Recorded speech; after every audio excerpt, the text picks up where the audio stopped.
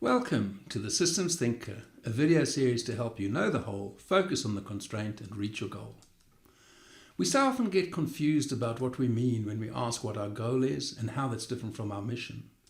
Then we get another level of confusion when we talk about the strategy to achieve the goal and call for a tactic to support the strategy.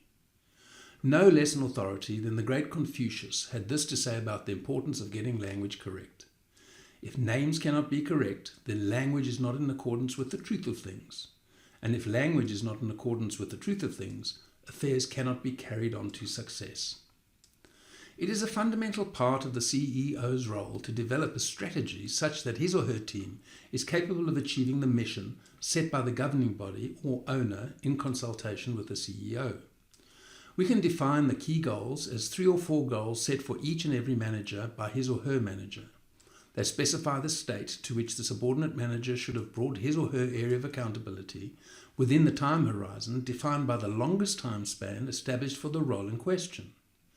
We then define the mission as the key goals for the whole enterprise, which are set for the CEO by the governing body or owner in consultation with the CEO.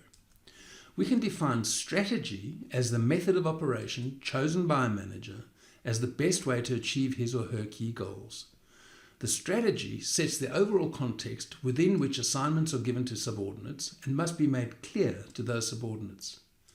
Tactics are therefore shorter-term tasks undertaken by a manager and assignments given to subordinates as steps in the process of moving towards the key goals and overcoming obstacles along the way.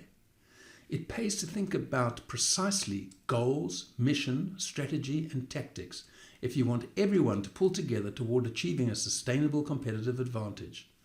That's your tip for better ways to do better work and redefine what's possible.